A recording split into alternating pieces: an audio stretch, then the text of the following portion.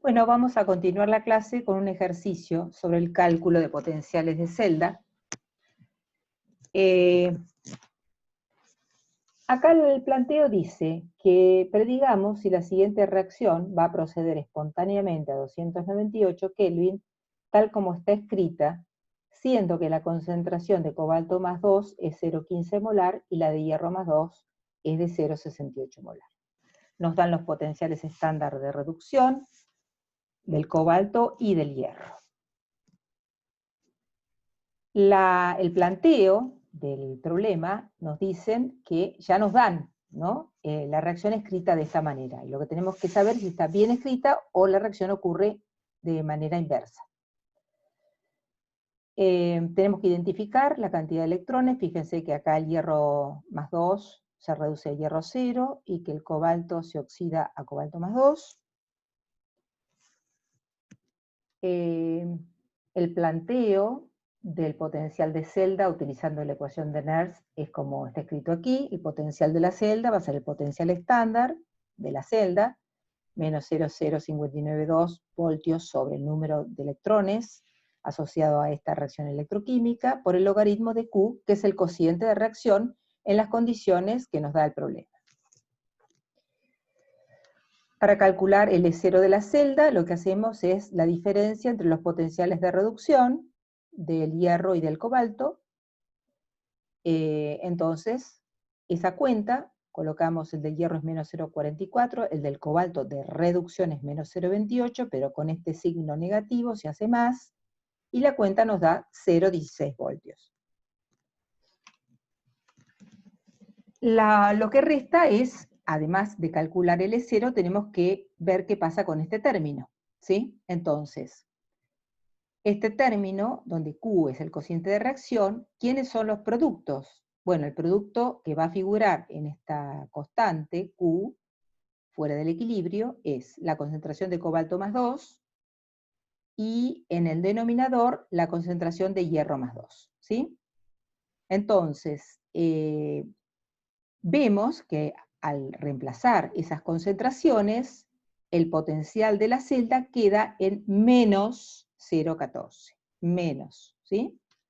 Por lo cual, dado que el potencial de la celda dio negativo, la reacción no es espontánea tal como está escrita, que era lo que nos preguntaba.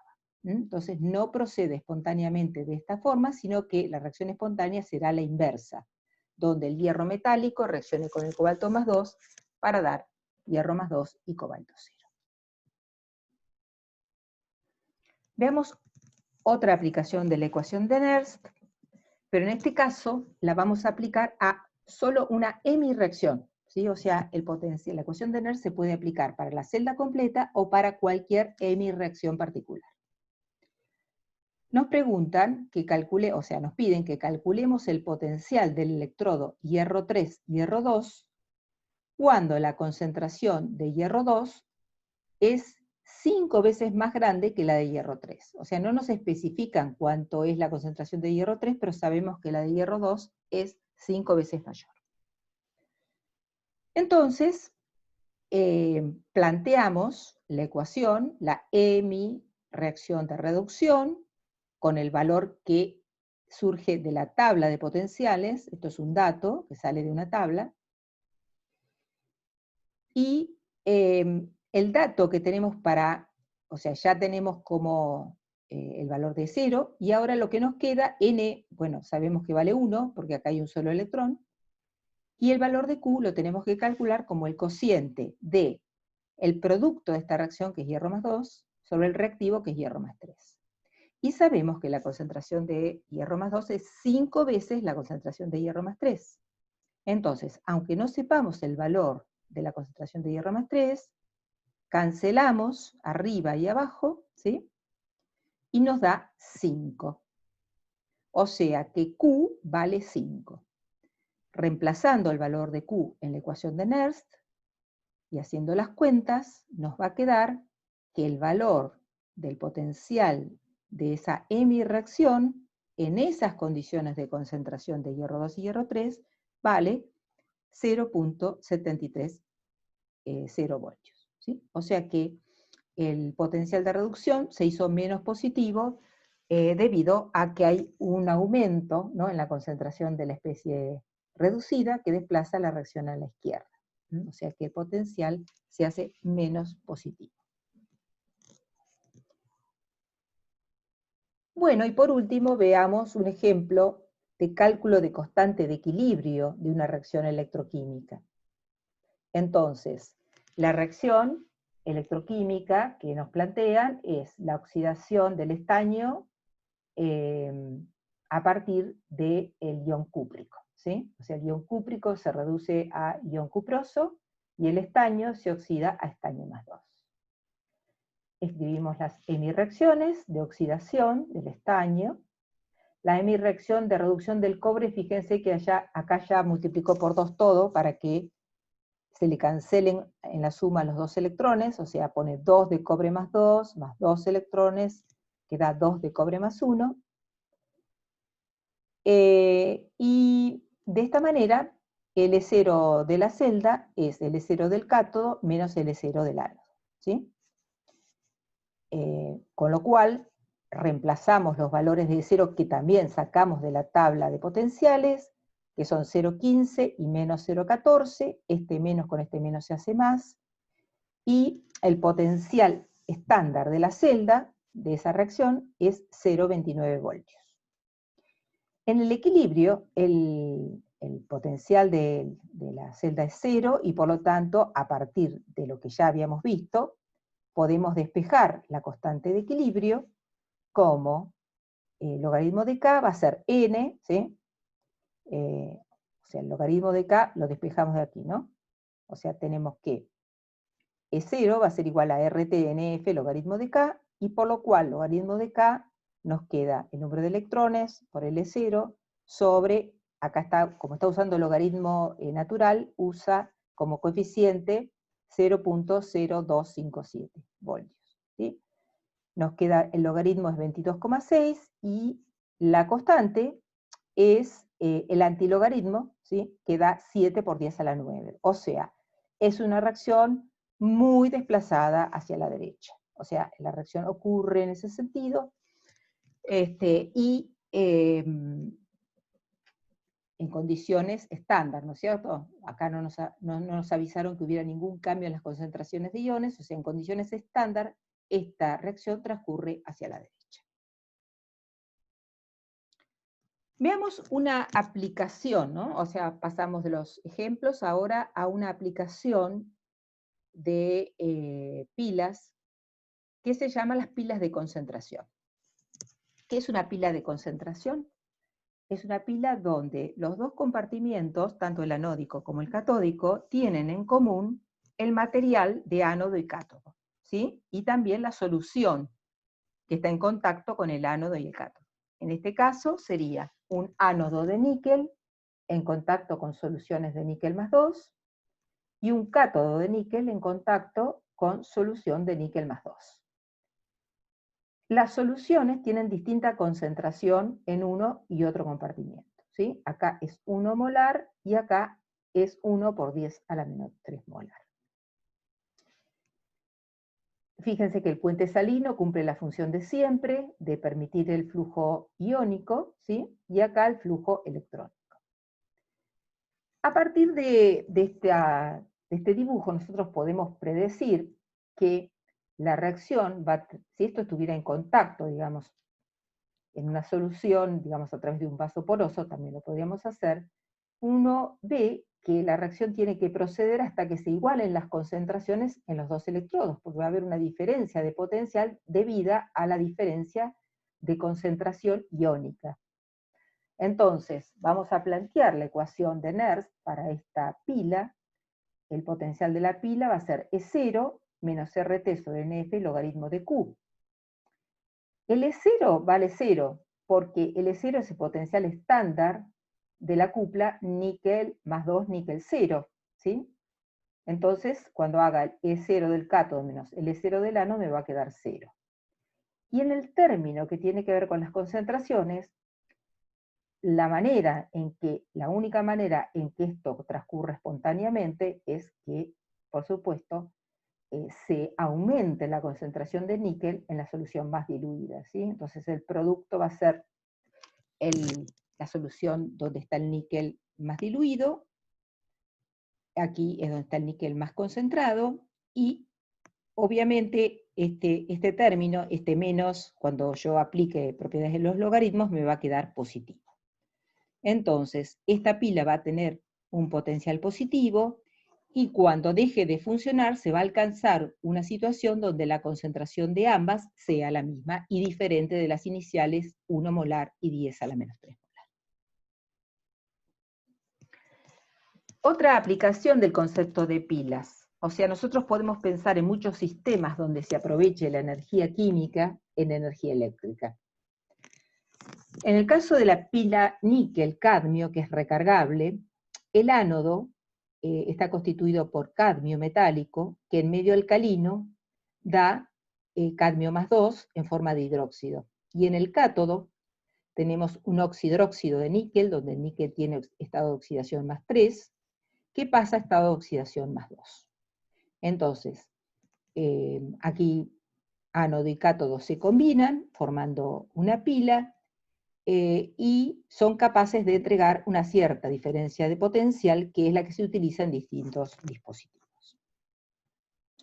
Otro ejemplo de pila, o batería, ¿no? Batería y pila son sinónimos, es la pila, el acumulador de plomo que se usa en los autos. En el ánodo lo que ocurre es la oxidación del plomo, que da plomo más 2, que forma el sulfato de plomo insoluble, ¿sí? Junto con el sulfato que provee el medio del sulfúrico, y el cátodo es el dióxido de plomo, ¿sí? Que tiene el estado de oxidación más 4 del plomo, que da más 2 del lado de los productos. Entonces, la reacción global que ocurre cuando sumamos lo que ocurre en el ánodo y en el cátodo es que el dióxido de plomo y el plomo cero, en presencia de sulfato ácido, que es bueno, la primera especie que se disocia el ácido sulfúrico, y los protones del ácido sulfúrico, me dan sulfato de plomo insoluble en las placas. Aquí tienen un esquema, esta reacción tiene un potencial de 2 voltios, y por lo tanto cuando uno las conecta en serie, tenemos en total los 12 voltios, ¿sí? Que proveen cada una de estas celditas cuyas reacciones están planteadas más arriba. Esta pila, una vez que se descarga, se obtiene sulfato de plomo y se puede invertir con una fuente de tensión el sentido para volver a recuperar las sustancias iniciales y volver a aprovecharla como reacción espontánea hacia la derecha nuevamente. La pila seca, que no es recargable, tiene reacciones más complicadas, pero bueno, en el centro de la pila seca tenemos un electrodo de carbón, una varilla de carbón, que es el electrodo positivo. Tenemos zinc como vaso donde ocurren las reacciones digamos, contrapuestas, o sea, las reacciones del electrodo negativo. Y tenemos, bueno, en el ánodo la oxidación del zinc, o sea que acá la formación del zinc más 2 va a estar del lado, en la pared base externa de la pila.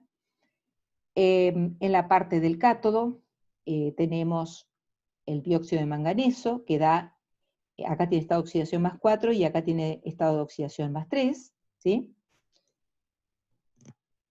Esto se llama pila seca porque no tiene agua, sino tiene una pasta de oxidróxidos, que son los que intervienen en la reacción redox. Las celdas de combustible son más modernas, relativamente, porque se usan en vehículos espaciales hace bastante tiempo, donde lo que ingresan en estas placas que están combinadas aquí son hidrógeno gaseoso y oxígeno gaseoso que se combinan para dar agua. La diferencia de potencial generada por esta reacción espontánea es la que alimenta distintos dispositivos que requieren electricidad en los vehículos espaciales y en los automóviles eléctricos. Y otro fenómeno que está asociado, que es espontáneo, y que está asociado a la electroquímica, es la corrosión, ¿sí? Acá tenemos lo que sería una pieza de hierro abajo, ¿sí? Y una gota de agua encima, el oxígeno del aire, ¿m? Y las reacciones que ocurren son las siguientes. Acá tenemos la oxidación del hierro que pasa a hierro más 2, o sea, sería el ánodo, ¿sí? Y en este sector del hierro, donde hay contacto con el oxígeno, el hierro acá actuaría simplemente como un conductor, donde el oxígeno, en presencia de protones del agua o del medio, saben ustedes que siempre hay una fracción de protones en el agua, que está dada por la propia autoionización, y en el agua atmosférica también hay dióxido de carbono disuelto, que le da cierta acidez. Entonces el oxígeno se reduce a agua. Entonces, en las reacciones de corrosión, vamos a tener básicamente la reducción del oxígeno a agua y la oxidación del hierro a hierro más 2. Esto no queda aquí porque después el hierro más 2 a su vez forma con el oxígeno hierro más 3 y óxidos de mayor estado de oxidación. Pero básicamente podemos plantear que en la primera etapa de la oxidación o de la corrosión, estas serían las reacciones que ocurren.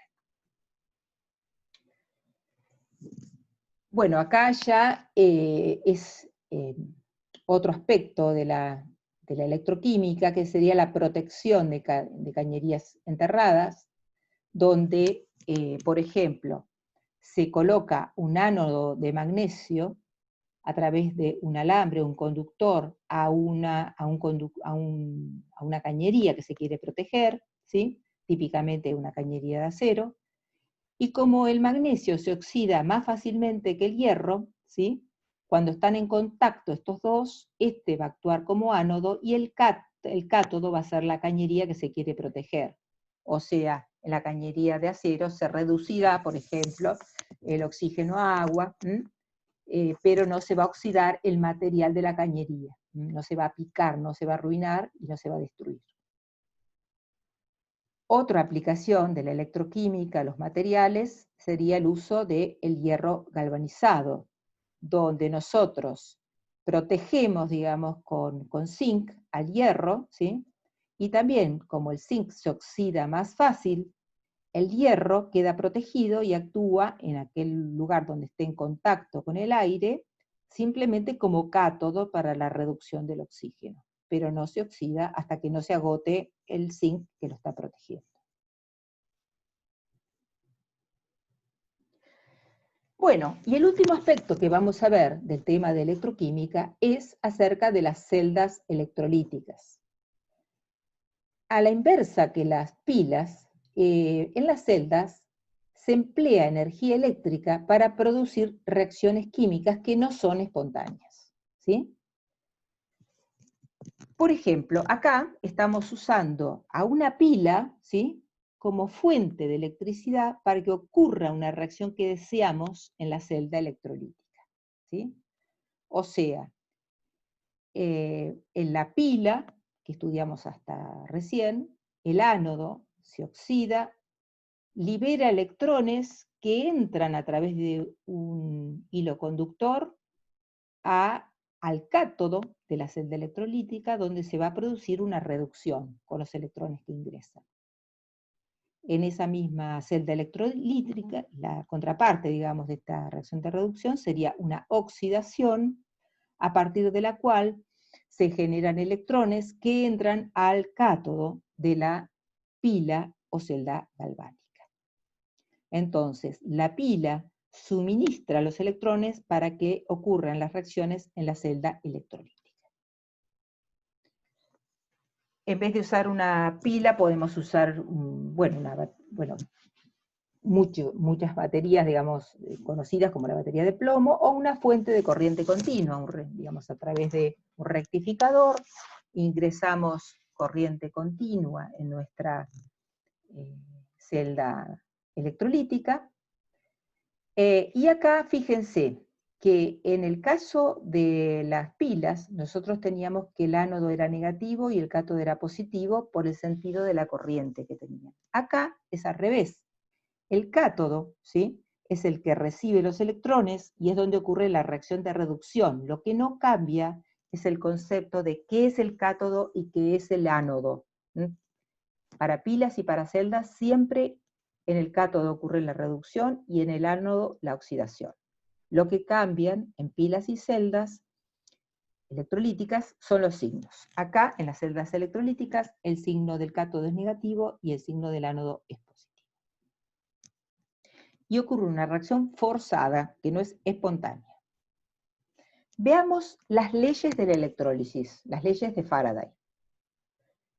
En las leyes de la electrólisis, la primera de ellas dice que la masa de un elemento depositada en una electrólisis es independiente de la composición química del electrolito si el elemento actúa con el mismo número de oxidación. Por ejemplo, si nosotros queremos usar sulfato de níquel o nitrato de níquel para obtener níquel metálico, porque el metal níquel es un metal importante en la industria, no importa que usemos nitrato o sulfato, ¿sí? La masa va a depender de la corriente y no de que usemos sulfato o nitrato, no importa quién es el contraión del níquel. La segunda ley de la electrólisis dice que las masas de distintos elementos depositadas en una celda son proporcionales a sus equivalentes químicos. ¿Se acuerdan que el equivalente químico era el peso molecular sobre el número de oxidación, ¿sí? Entonces, de esta manera, esta proporcionalidad la vamos a sacar en la siguiente ley, donde nos dice que la masa de un elemento depositada en una electrólisis depende de la cantidad de electricidad que circule. O sea, la masa va a ser igual, fíjense que acá cambiamos, ¿sí? La proporcionalidad por un igual, al equivalente electroquímico por la cantidad de electricidad que circuló, la cantidad de carga. La carga se calcula como la corriente por el tiempo. La corriente se mide en amperes y el tiempo en segundos. Amper por segundo es coulombio. Un Faraday, que es 96.500 coulombios, es la carga transportada por un mol de electrones. O sea, si ustedes multiplican la carga del electrón por el número de Avogadro, obtienen este número que está aquí. ¿Sí? Volviendo a la ecuación de la cual habla la tercera ley de Faraday, el equivalente electroquímico se calcula como el peso molecular sobre el valor del Faraday, 96.500 coulombios, por n, que es el número de electrones que están asociados a la reacción electroquímica que estamos estudiando. Acá tenemos un cuadro comparativo para que ustedes vean la cantidad de sustancia que se produce en un cátodo debido al paso de un Faraday de electricidad durante una electrólisis, ¿sí? Entonces, acá en la plata tenemos un electrón, ¿sí? El producto es plata metálica en el cátodo, y cuando pasa un mol, ¿sí?, de electrones, o sea, un Faraday, 96.500 coulombios, se depositan 107,868 gramos, un mol de plata. ¿Por qué? Porque hay un electrón en esta hemireacción.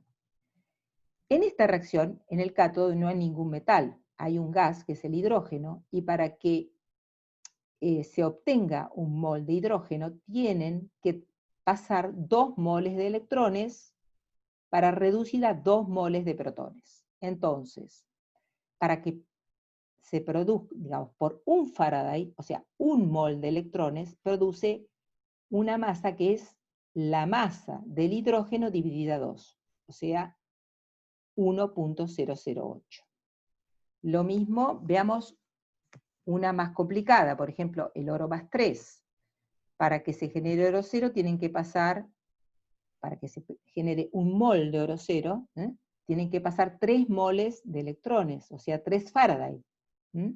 Entonces, para que se obtenga un mol de, por el pasaje, perdón, de 1 Faraday, se obtiene 1/3 de mol, ¿sí? O sea, recién pasando 3 Faraday vamos a obtener 1 mol de oro. Ese es el sentido de esta tabla, que por el pasaje de 1 Faraday se obtienen cantidades muy distintas que están asociadas tanto al peso de la sustancia obtenida como a la cantidad de electrones de la hemi-reacción.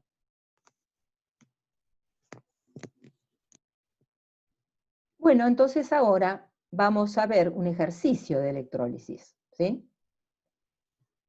El ejercicio este, que lo saqué del libro de Witten, nos pregunta que calculemos la masa de cobre metálico que se deposita en el cátodo durante el paso de 2,5 amperes de corriente a través de una solución de sulfato de cobre durante 50 minutos, ¿sí?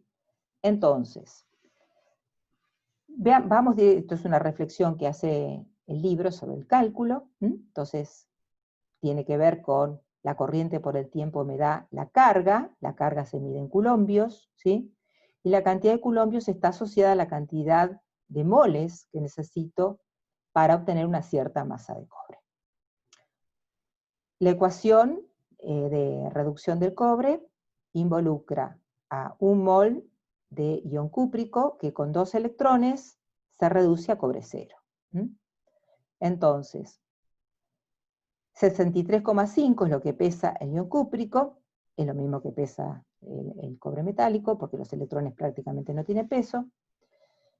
Acá circulan 2 Faraday, o sea, 2 veces el número de Avogadro de la carga del electrón, y entonces la cuenta que tenemos que hacer tiene que ver con eso. Primero calcular la cantidad de coulombios que circulan, los minutos los tenemos que pasar a segundos, ¿sí? Y eso nos da 7,5 por 10 a la 3 coulombios. Eso directamente es corriente, digamos, la cantidad de I por T me da la cantidad de coulombios, ¿sí?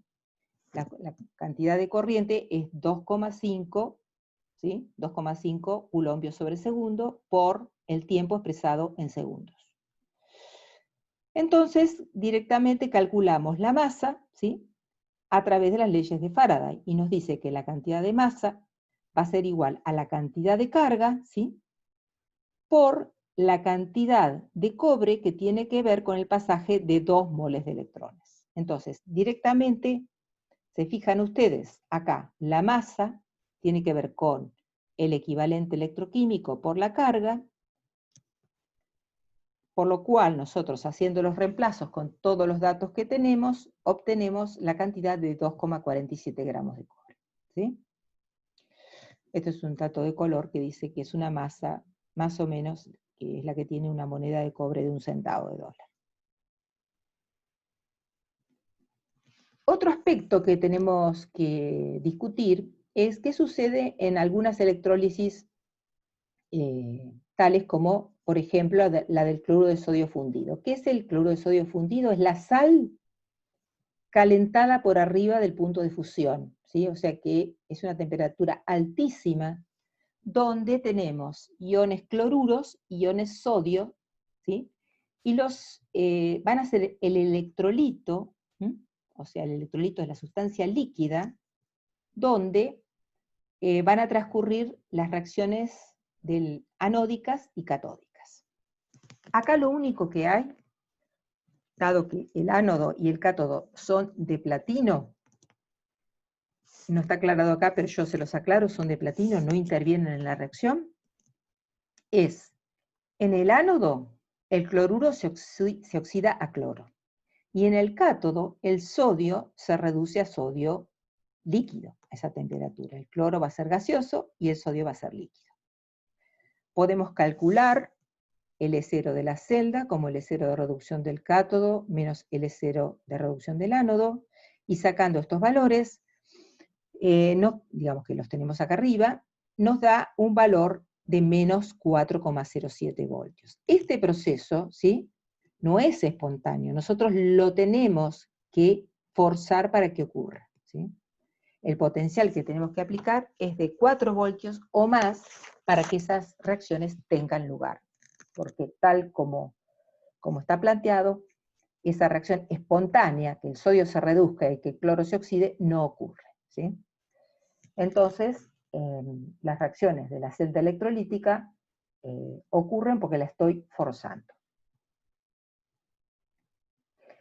¿Qué sucede cuando en vez de cloruro de sodio fundido, tengo cloruro de sodio acuoso?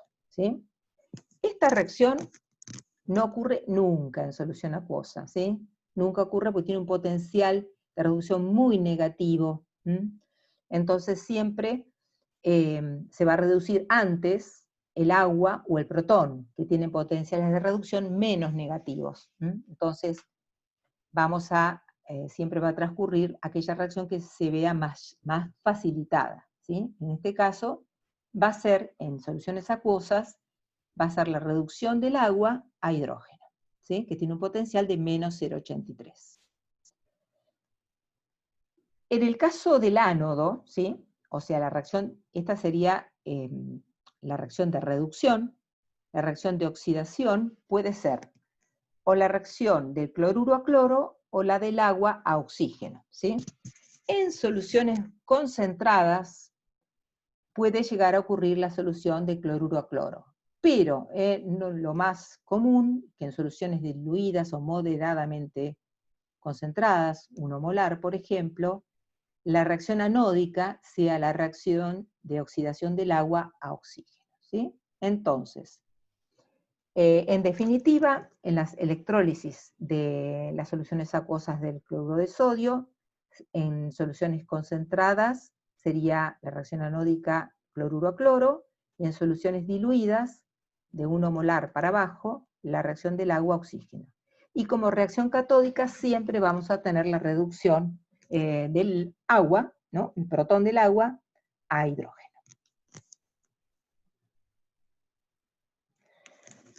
Bueno, ya para finalizar, tenemos un ejercicio de electrólisis donde nos dan los siguientes datos. Nos dicen que se pasa una corriente de 1,26 amperes a través de una celda electrolítica que contiene una disolución de ácido sulfúrico diluido durante un tiempo de 7,44 horas.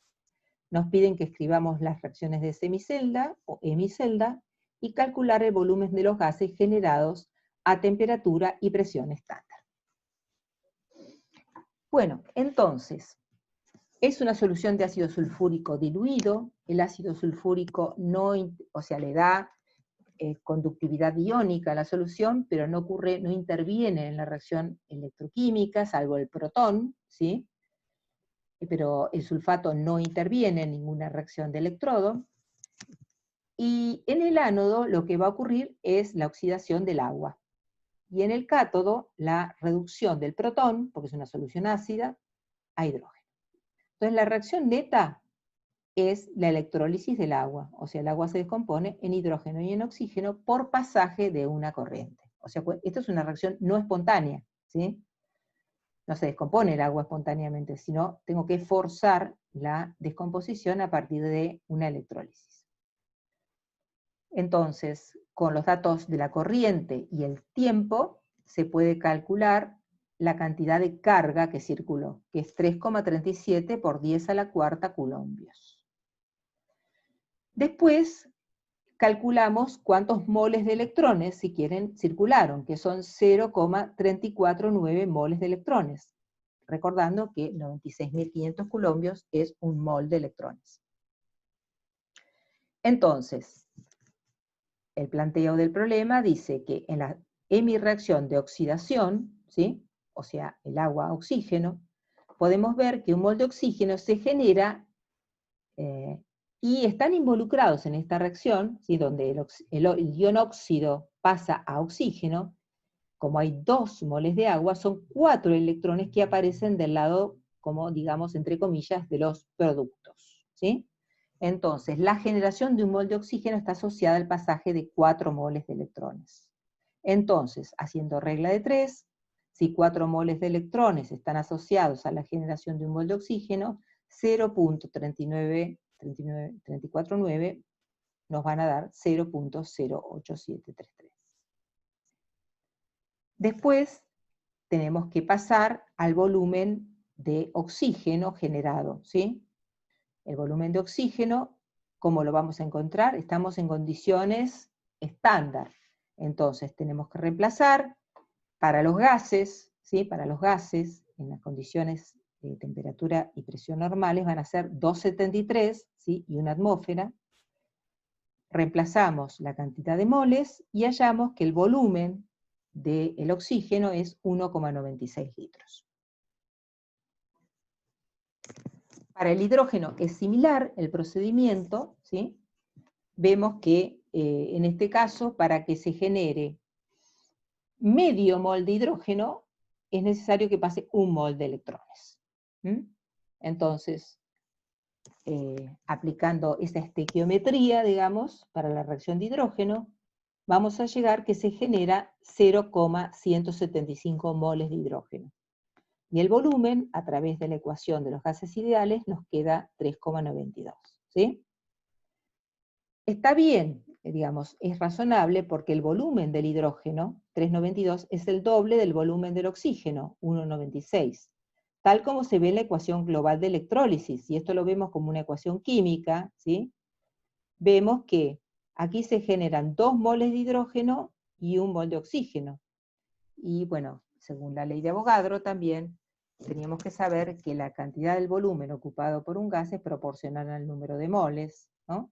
Entonces, el doble de moles de hidrógeno que oxígeno tiene que ocupar el doble del volumen.